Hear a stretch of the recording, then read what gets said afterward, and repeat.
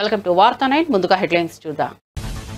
కాళేశ్వరంలో ఘనంగా సరస్వతి పుష్కరాలు ప్రారంభం. తెలంగాణ ఏర్పడ్డాక తొలిసారిగా నిర్వహణ. పుణ్యస్నానాలు ఆచరిస్తున్న వేలాది భక్తులు. 12 రోజుల పాటు ప్రత్యేక పూజలు కార్యక్రమాలు. సీఎం రేవంత్ రెడ్డి చేతుల మీదుగా ఘాట్ ప్రారంభం.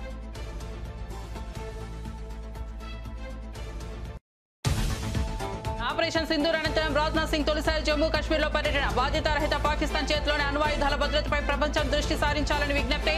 పాక్ అణ్వాయుధాలను ఏఈఏ పర్యవేక్షించాలని సూచన. ఉగ్రదారులను యుద్ధ చర్యగా పరిగణిస్తామని హెచ్చరిక. వీరయ్య చౌదరి కుటుంబ సభ్యులను పరామర్శించిన మంత్రి లోకేష్. ఇటీవల ఒంగోలులో దారుణ హత్యకు గురైన టీడీపీ నేత అమ్మనప్రోలులోని వీరయ్య చౌదరి నివాసానికి వెళ్లిన మంత్రి లోకేష్. ఆయన కుటుంబ సభ్యులను పరామర్శించి ధైర్యం చెప్పిన మంత్రి అన్ని విధాలుగా అండగా ఉంటారని భరోసా.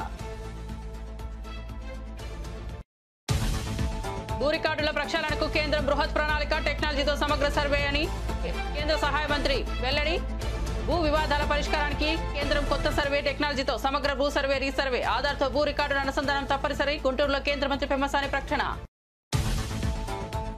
భారత్ నుంచి కీలక వాణిజ్య ప్రతిపాదన వచ్చిందన్న డొనాల్డ్ ట్రంప్. అమెరికా ఉత్పత్తులపై సుంకాలు ఉండవంటూ భారత్ ఆఫర్ ఇచ్చిందన్న ట్రంప్. భారత్ లో కాకుండా అమెరికాలను ఉత్పత్తి చేయాలని ఆపిల్ కు సూచన. భారత్ అమెరికా ద్వైపాక్షిక వాణిజ్య ఒప్పందంపై చర్చలు ముమ్మరం. బెల్లంకొండ శ్రీనివాస్ పై కేసు నమోదు. జూబ్లీహిల్స్ పిఎస్ లో శ్రీనివాస్ పై కేసు నమోదు. రాంగ్ రూట్ డ్రైవింగ్, కానిస్టేబుల్ తో దురుసుగా ప్రవర్తించామంటూ ఆయనపై కేసు. జూబ్లీహిల్స్ జర్నలిస్ట్ కాలనీ వద్ద తన కారులో రాంగ్ రూట్ లో వచ్చిన హీరో.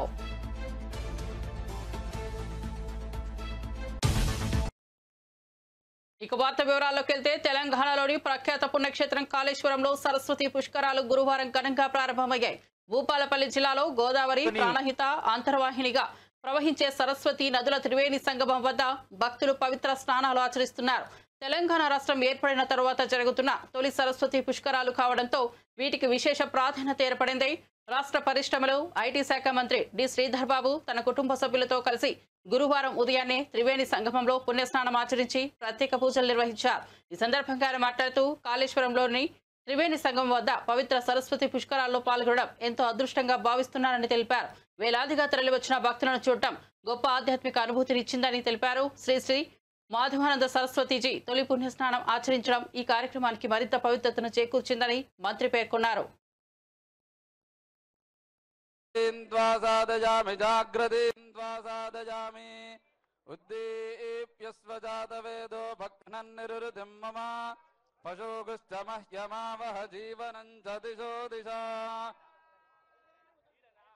గౌరవనీయులైన ముఖ్యమంత్రి గారు ఆవిష్కరించిన ఈ సరస్వతికి రెండు వైపులా చతుర్వేద మూర్తులు ఉన్నాయి. ఆనరబుల్ సీఎం గారు, ఆనరబుల్ మినిస్టర్ చతుర్వేద మూర్తుల్ని కూడా నమస్కరించుకుంటున్నారు. ఋగ్వేదమూర్తి, యజుర్వేదమూర్తి, సామవేదమూర్తి, అథర్వణ వేదమూర్తి, చతుర్వేద మూర్తులు. నీళ్ల కోసమే తెలంగాణ ఉద్యమం పుట్టింది. నీళ్ల కోసం మొదలైన ఆకాంక్షలే రాష్ట్రాన్ని సాధించి పెట్టిందని నీటిపారుదల శాఖలో ఉద్యోగం అంటే అది ఒక భావోద్వేగమని అన్నారు సీఎం రేవంత్ రెడ్డి. ఇరిగేషన్ డిపార్ట్మెంట్లో ఏఈ, జేటీఓ ఉద్యోగాలకు ఎంపికైన వారికి నియామక పత్రాలు అందజేశారు.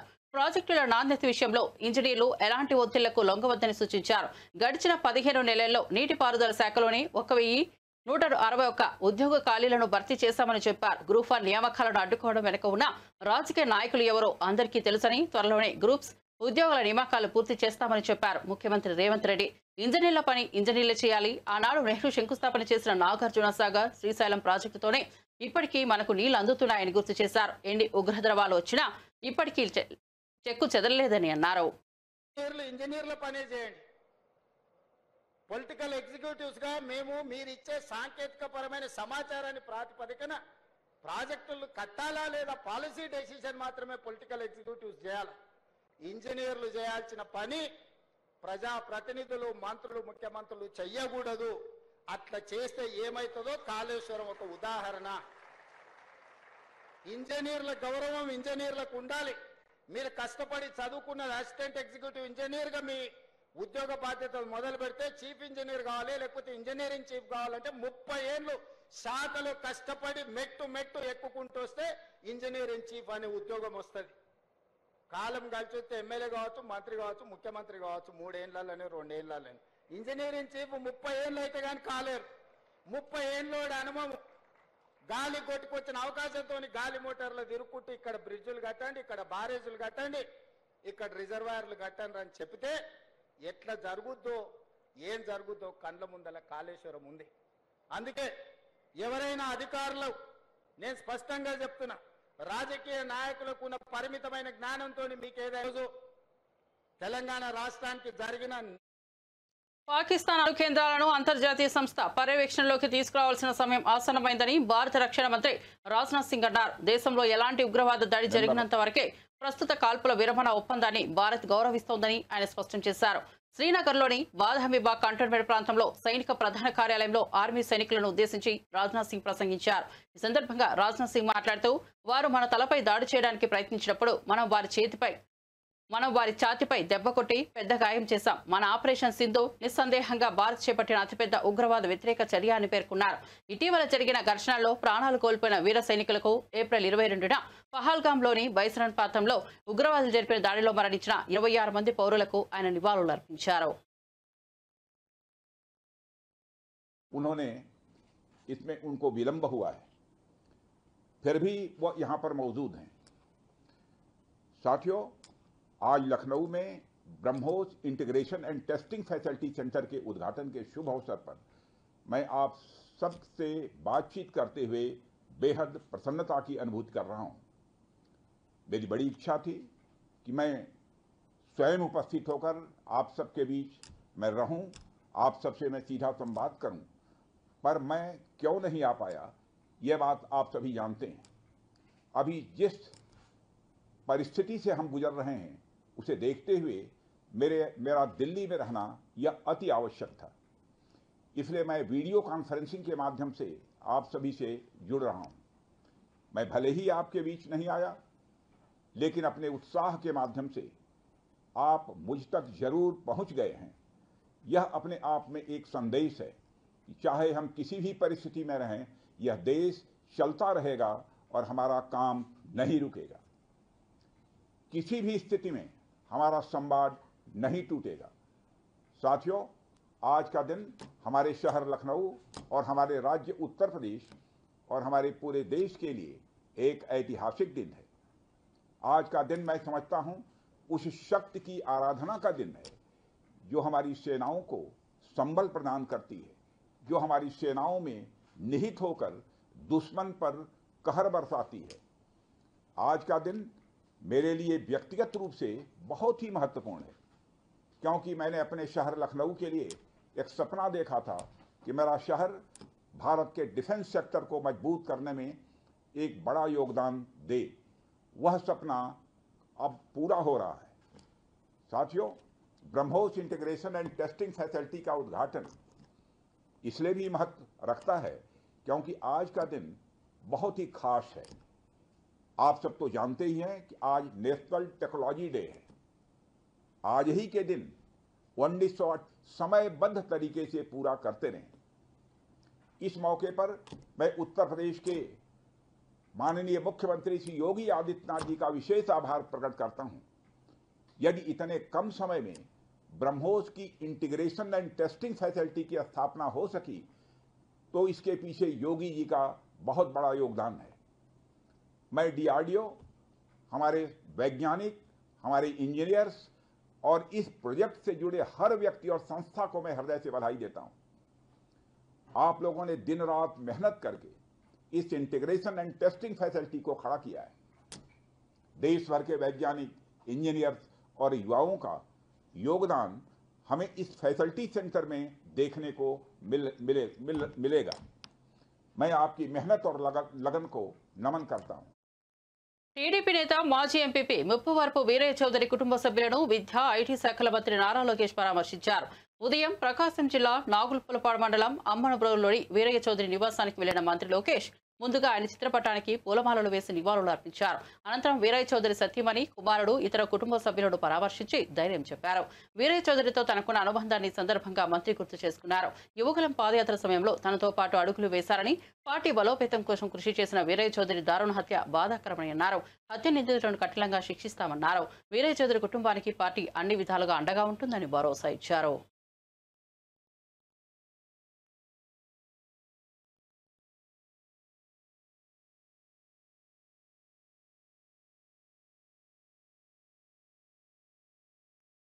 దేశంలో భూ రికార్డుల నిర్వహణలో నెలకొన్న లోపాలను సరిదిద్ది వివాదాలకు ఫుల్ స్టాప్ పెట్టేందుకు కేంద్ర ప్రభుత్వం నడుం బిగించింది. ఇందులో భాగంగా కేంద్ర సమన్వయంతో అత్యాధునిక సాంకేతిక పరిజ్ఞానాన్ని ఉపయోగించి భూముల సర్వే, రీసర్వే చేపట్టనున్నట్లు కేంద్ర గ్రామీణాభివృద్ధి, కమ్యూనికేషన్ల శాఖ సహాయ మంత్రి డాక్టర్ చంద్రశేఖర్ పెమ్మసాని వెల్లడించారు. సరికాని కాలం చెల్లిన భూ రికార్డుల వల్ల తలెత్తిన సమస్యలను పరిష్కరించడమే ఈ కార్యక్రమం ముఖ్య ఉద్దేశమని ఆయన స్పష్టం చేశారు. ఆంధ్రప్రదేశ్లోని గుంటూరులో digital India land records modernization programs కింద సర్వే, రీసర్వేపై జరిగిన జాతీయ వర్క్షాప్లో మంత్రి పెమ్మసాని ప్రసంగించారు. ఈ కార్యక్రమం కేంద్ర ప్రాయోజిత పథకమని, పూర్తిగా సాంకేతిక పరిజ్ఞానంపై ఆధారపడి నడుస్తుందని తెలిపారు. డ్రోన్లు, విమానాల ద్వారా ఏరియల్ సర్వేలు చేయడం వల్ల సాంప్రదాయ పద్ధతుల్లో పోలిస్తే కేవలం 10% ఖర్చుతోనే సర్వే పూర్తి చేయవచ్చని ఆయన వివరించారు.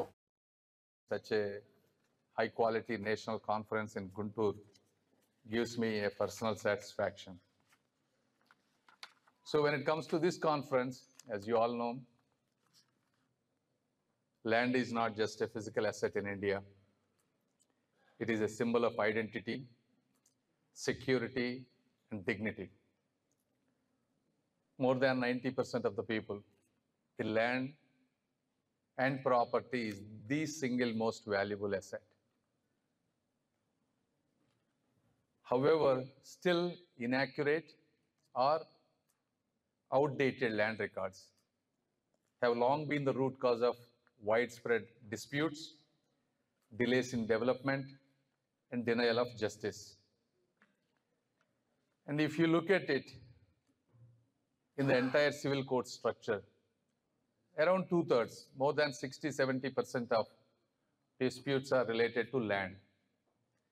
Even in apex courts, like Honorable Supreme Court, 1 in 4 cases are related to land disputes. Even as an MP, when I do grievances in my own constituency, majority of the complaints come to me for similar reasons. So these statistics do represent what's happening at the ground. I don't know how many of you know who I am, but I was in US for 25 years. I went to US in year 2000. I bought my first house in year 2005 there.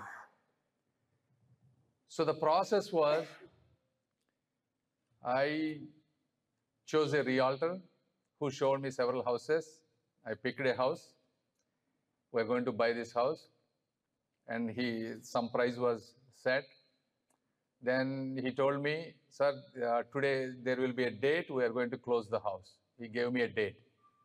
Then he said, okay, what all do I have to do? Because I remember the registration process of India. Where do I have to come? How much time I have to spend? What are all the things I need to do? He said, no, you don't have to do anything. You just stay between 11 and 12 at your house. This is what they told me. So 11 o'clock, 3-4 people came, a title company, a government official, and my realtor. They handed me 10 papers to sign, one for insurance, and all these that I verified the house is in good condition, all that stuff. I signed in 5 minutes. They asked the check. I gave the check. They gave me the keys. The entire process happened in less than 15 minutes for me. I was literally shocked. How can this whole system can work like this? But the idea, I mean, why can't we do these things in India, right? And obviously India has progressed quite a bit since that time. And with visionary leaders like Honorable Prime Minister Sri Narendra Modi ji, or my cabinet minister.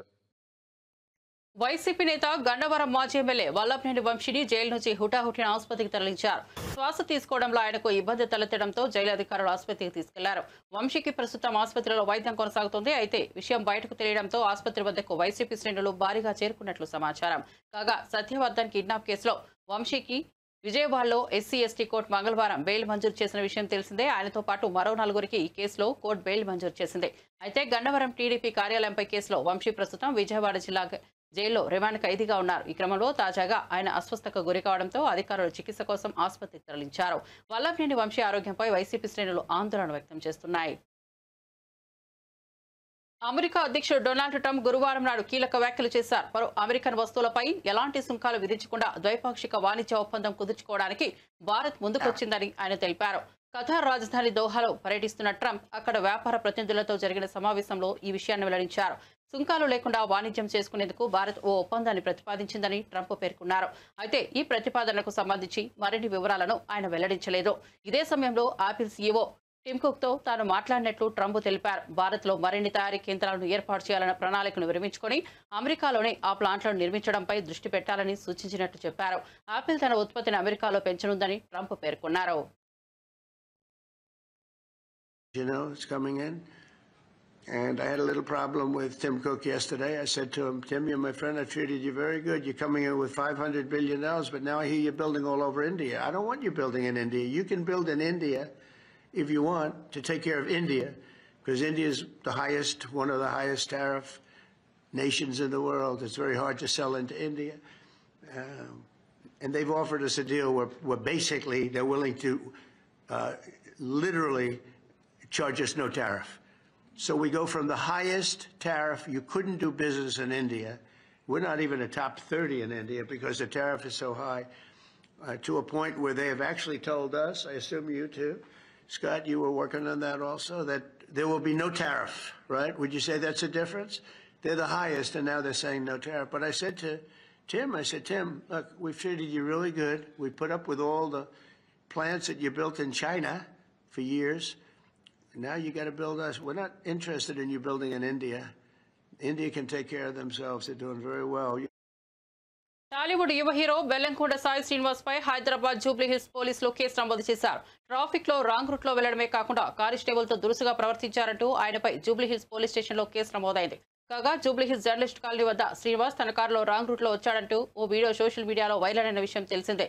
కాగా సదరు హీరోను traffic constable అడ్డుకొని హెచ్చరించారు. Wrong route లో ఎలా వస్తారంటూ constable ప్రశ్నించడంతో Srinivas అక్కడి నుంచి వెనక్కు వెళ్లిపోయారు. ఇక ప్రస్తుతం ఈ యువ హీరో 4 సినిమాలతో బిజీగా ఉన్నారు. భైరవం, టైషన్ నాయుడు, హైందవ, కిష్కింధపురి చిత్రాల్లో నటిస్తున్నారు.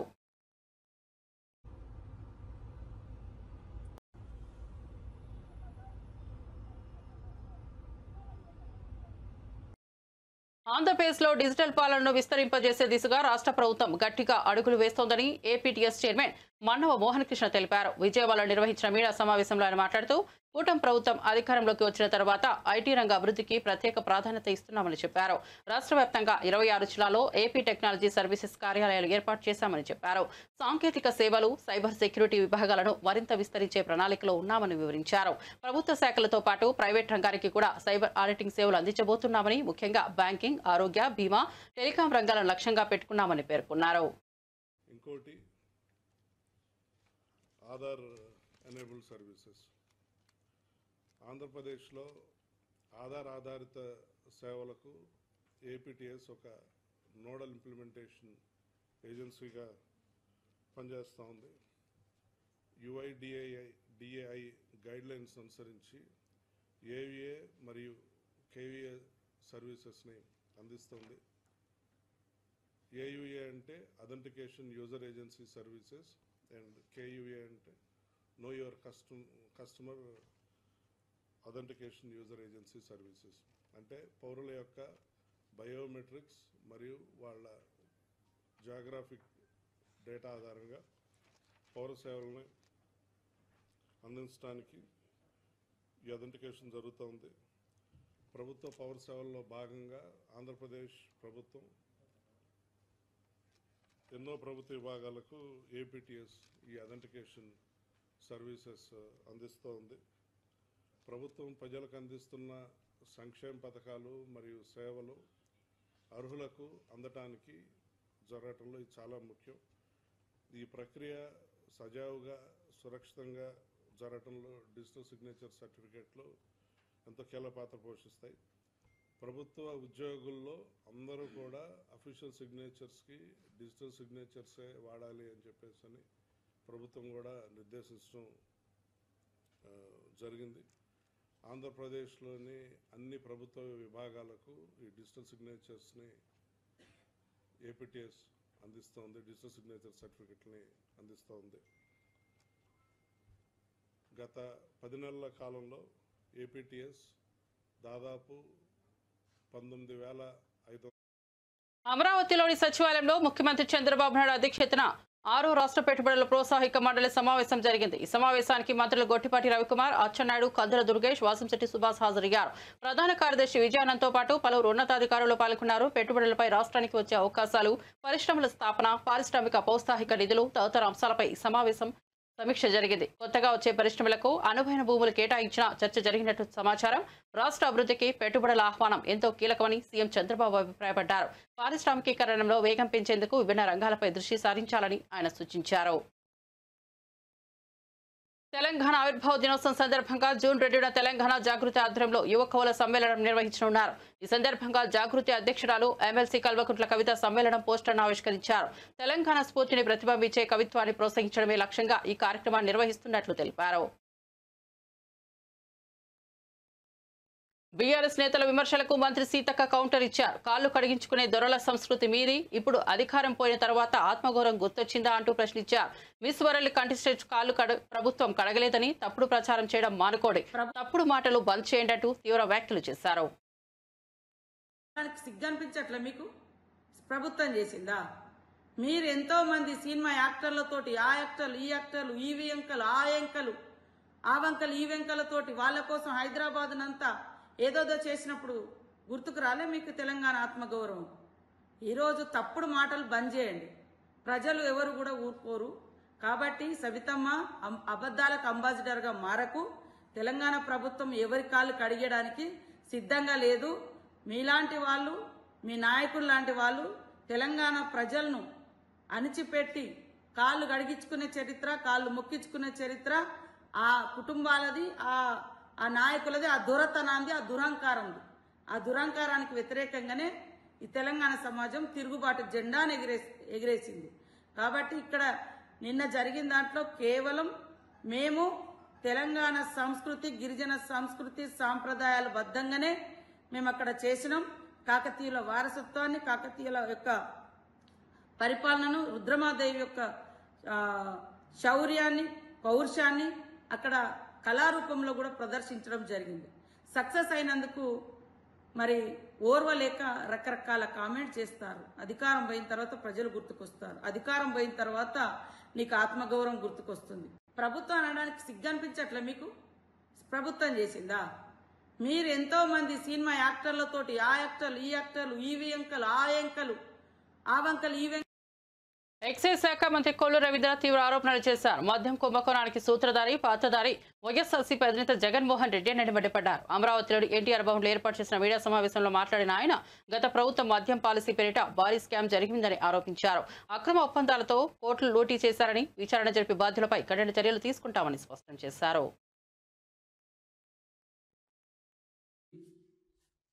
మరి మీ మనుషులు కానీ మొత్తం కూడా బయటకు వస్తూ ఉంటే ఇవాళ మీ సాక్షి పేపర్లో, మీ టీవీ ఛానల్స్లో తప్పుడు కథనాలతో ప్రజల్ని మళ్ళీ మోసం చేసి మభ్యపెట్టాలని ప్రయత్నం చేస్తున్నారంటే ఒక్కసారి మనం అందరం కూడా ఆలోచించాలి. ఇవాళ మొత్తం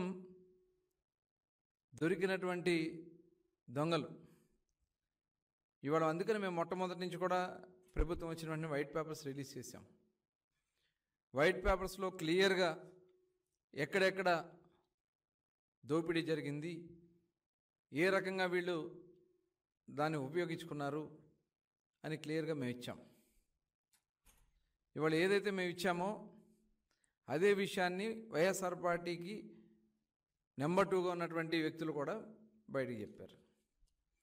ఇవాళ దాన్ని తీసుకొచ్చి వాళ్ళందరినీ కూడా తెలుగుదేశం పార్టీతో అక్కడ విచారణలో అరెస్ట్ అయినటువంటి వ్యక్తుల్ని, లేకపోతే విచారణ పిలిచినటువంటి వ్యక్తుల్ని తెలుగుదేశం పార్టీకి అంటగట్టాలని ప్రయత్నం చేస్తా ఉన్నదంటే ఇంతకంటే సిగ్గుచేటు ఇంకోటి ఉంటుందా?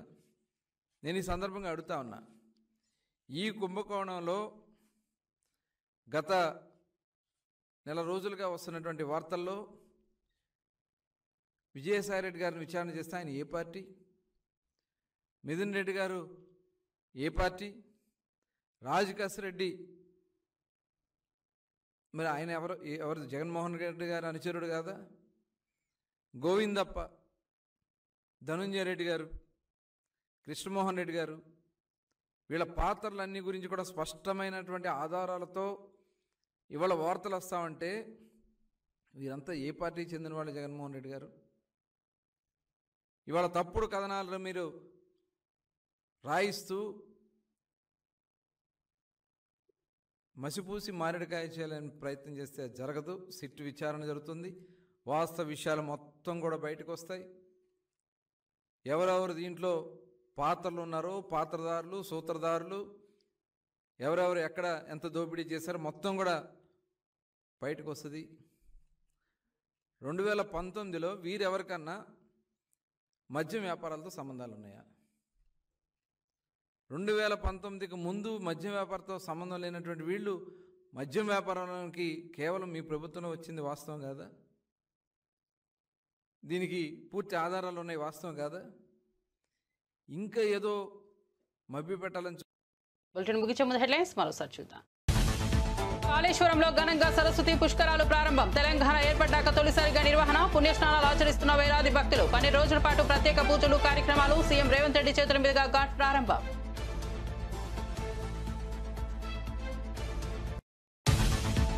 ఆపరేషన్ సింధూర్ అనంతరం రాజ్నాథ్ సింగ్ తొలిసారి జమ్మూ కాశ్మీర్లో పర్యటన. బాధ్యతారహిత పాకిస్తాన్ చేతిలోని అణ్వాయుధాల భద్రతపై ప్రపంచం దృష్టి సారించాలని విజ్ఞప్తి. పాక్ అణ్వాయుధాలను ఏఈఏ పర్యవేక్షించాలని సూచన. ఉగ్రదాడులను యుద్ధ చర్యగా పరిగణిస్తామని హెచ్చరిక. వీరయ్య చౌదరి కుటుంబ సభ్యులను పరామర్శించిన మంత్రి లోకేష్. ఇటీవల ఒంగోలులో దారుణ హత్యకు గురైన టీడీపీ నేత అమ్మనపూర్లోని వీరయ్య చౌదరి నివాసానికి వెళ్లిన మంత్రి లోకేష్. ఆయన కుటుంబ సభ్యులను పరామర్శించి ధైర్యం చెప్పిన మంత్రి అన్ని విధాలుగా అండగా ఉంటారని భరోసా. భూ రికార్డుల ప్రక్షాళనకు కేంద్రం బృహత్ ప్రణాళిక, టెక్నాలజీతో సమగ్ర సర్వే అని కేంద్ర సహాయ మంత్రి వెల్లడి. భూ వివాదాల పరిష్కారానికి కేంద్రం కొత్త సర్వే టెక్నాలజీతో సమగ్ర భూ సర్వే, రీసర్వే, ఆధార్తో భూ రికార్డుల అనుసంధానం తప్పనిసరి. గుంటూరులో కేంద్ర మంత్రి పెమ్మసాని ప్రకటన. భారత్ నుంచి కీలక వాణిజ్య ప్రతిపాదన వచ్చిందన్న డొనాల్డ్ ట్రంప్. అమెరికా ఉత్పత్తులపై సుంకాలు ఉండవంటూ భారత్ ఆఫర్ ఇచ్చిందన్న ట్రంప్. భారత్లో కాకుండా అమెరికాలను ఉత్పత్తి చేయాలని ఆపిల్కు సూచన. భారత్ అమెరికా ద్వైపాక్షిక వాణిజ్య ఒప్పందంపై చర్చలు ముమ్మరం. బెల్లంకొండ శ్రీనివాస్పై కేసు నమోదు. జూబ్లీహిల్స్ పిఎస్ లో శ్రీనివాస్పై కేసు నమోదు. రాంగ్ రూట్ డ్రైవింగ్, కానిస్టేబుల్ తో దురుసుగా ప్రవర్తించామంటూ ఆయనపై కేసు. జూబ్లీహిల్స్ జర్నలిస్ట్ కాలనీ వద్ద తన కారులో రాంగ్ రూట్ లో వచ్చిన హీరో.